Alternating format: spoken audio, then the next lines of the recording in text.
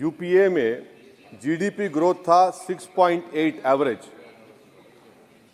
नरेंद्र मोदी की सरकार में जीडीपी ग्रोथ हो गया 5.9 एवरेज।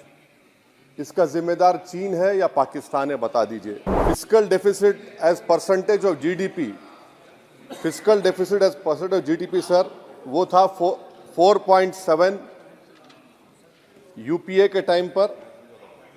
नरेंद्र मोदी की सरकार में हो गया 5.1 एवरेज। इसका जिम्मेदार कौन है कि आखिर आप अगर जीडीपी हमारा 5.9 एनडीए गवर्नमेंट का रहा तो फिर अनएम्प्लॉयमेंट रेट कितना है? आखिर 2011 से एम्प्लॉयमेंट सर्वे नरेंद्र मोदी क्यों नहीं कराते? डेटा को क्यों छुपाते हैं? ये white paper sir more rhetoric है then substance. Mister Asaduddin Owaisi. Sir, आपका बेहद शुक्रिया कि आपने 3 मिनट में बोलने वालों को इंटेलिजेंट कहा, और ज्यादा बोलने वालों को अब क्या कहेंगे आप बोल दीजिए चेयर पे, तो अच्छा रहेगा। नहीं, मैं बोल देता हूँ अभी। तो जो 3 मिनट में बोल देते हैं वो इंटेलिजेंट तो है ही, और जो ज्यादा बोलते हैं, जो ज्यादा बोलते हैं उनका ज्ञान क्या बेवकूफ में होते हैं वो, तो ज्यादा का ज्ञान। सर, आपने मुझे बोलने का मौका दिया। सर, मैं पहले ये बात वाजे कर देना चाहता हूँ कि मैं इंडिया में नहीं हूँ मगर वतन अजीज़ का हूँ, और मेरा मामला ऐसा है कि मैं अब लाइन ऑफ एक्शन पर हूँ। भारत की राजनीति में अगर कोई लाइन ऑफ एक्शन पर है तो मैं हूँ। सर, मेरे चंद सवालात हैं जो मैं उम्मीद करता हूँ कि हमारे मोहतरमा वज़ीर साहिबा जब जवाब देंगे, इसका जवाब, मेरे सवाल का जवाब देंगे। यूपीए में जीडीपी ग्रोथ था 6.8 एवरेज। नरेंद्र मोदी की सरकार में जीडीपी ग्रोथ हो गया 5.9 एवरेज। इसका जिम्मेदार चीन है या पाकिस्तान है, बता दीजिए। Fiscal deficit as percentage of GDP, fiscal deficit as percentage of GDP sir, वो था 4.7 यूपीए के टाइम पर। नरेंद्र मोदी की सरकार में हो गया 5.1 एवरेज। इसका जिम्मेदार कौन है? हाँ, पाकिस्तान है। सही कह रहे हैं आप। मान लिया आपके अकल की तारीफ करता हूं। सर, इन्फ्लेशन है यूपीए के हुकूमत में 8% था, नरेंद्र मोदी की सरकार में 5% है। मगर क्या ये बात सच नहीं है कि जो ग्लोबल तेल की कीमतें थी 2008 से 14, वो एक बैरल $100 के ऊपर बिकता था। अब 2015 से 2021 तक एक बैरल ऑयल $55 से $70 के दरमियान में था। तो ये क्रेडिट आप नहीं ले सकते, ये आपकी मेहनत नहीं है, इसमें एक्सटर्नल रीजंस है। मेरा चौथा सवाल ये है सर कि आखिर आप अगर जीडीपी हमारा 5.9 एनडीए गवर्नमेंट का रहा तो फिर अनएम्प्लॉयमेंट रेट कितना है? आखिर 2011 से एम्प्लॉयमेंट सर्वे नरेंद्र मोदी क्यों नहीं कराते? डेटा को क्यों छुपाते हैं? आप करवाइए सर्वे। हाँ, ला लीजिए एनएसएसओ का ला के दे दीजिए। ये पीएलएफ हुआ था 2018 में, उसके बाद अब क्या हो रहा है? नहीं हो रहा है। ला लीजिए, तो कम से कम एनएसएसओ को बोलकर ये सर्वे करवा दीजिए। अच्छा, कंजम्पशन सर्वे 2017 से रुका हुआ है। सर, आप फाइनेंस मिनिस्टर होते तो शायद आ जाता। आपकी काबिलियत और आपकी अहमियत वहाँ पर नहीं है, मैं अफसोस के साथ कह रहा हूँ।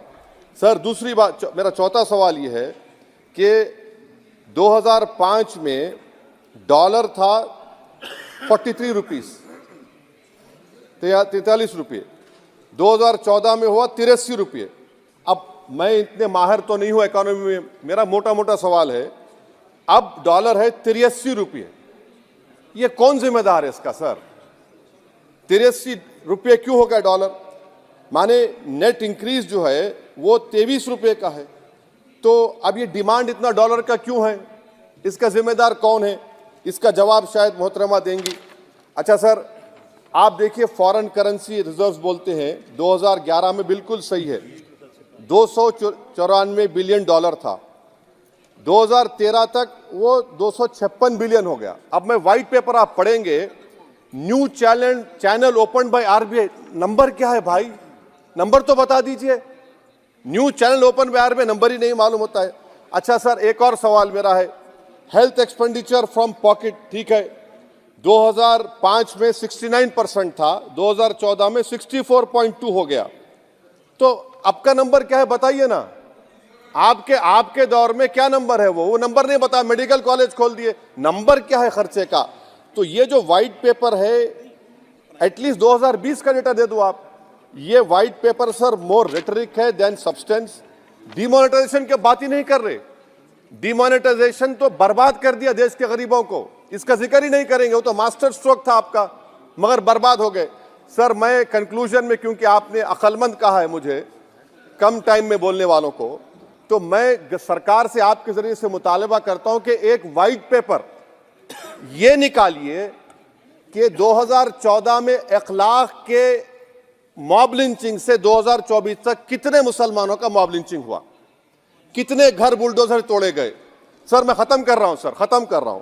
और साथ ही साथ आप एक व्हाइट पेपर जारी कर दीजिए कि चीन 2000 स्क्वायर किलोमीटर पर कब्जा करके बैठा है या नहीं है, डेप्सांग डेमचाक हमारे पास है या नहीं है। और आखिर में यूपीए के वक्त में माइनॉरिटीज बजट में फ्री कोचिंग था, आपने बंद कर दिया।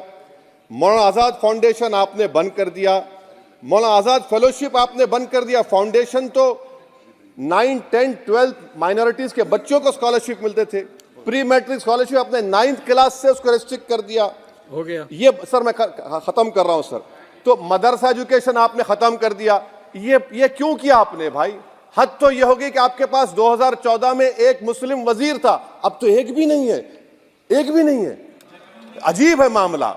अब आप देख लीजिए, तो ये बातें हैं सर। और फिर सर ये व्हाइट पेपर में आप देखिए सर, ये व्हाइट पेपर में बिजनेस स्टैंडर्ड का एक आर्टिकल का जिक्र है मिस्टर शंकराचार्य का। ये शंकराचार्य साहब जो है, मिस्टर शंकराचार्य, ना रेटरिक पर रेटरिक लिखे रहे, आप उसका तोते की तरह लिख दिए उसको, ना नंबर भी देते वो। तो ये जो व्हाइट पेपर है सर, ये मोर रेटरिक सब्सटेंस है। मैं उम्मीद करता हूं कि कल तक देश के प्रधानमंत्री वो व्हाइट पेपर जारी कर देंगे कि कितने मुसलमानों का आपने मार्जिनलाइज कर दिया, बुलडोजर से घर तोड़े गए, कितनों का इनकाउंटर हुआ, कितने जेल में है यूएपीए में, और चीन कितनी जमीन पे कब्जा करके बैठा हुआ है। बहुत बहुत शुक्रिया सर।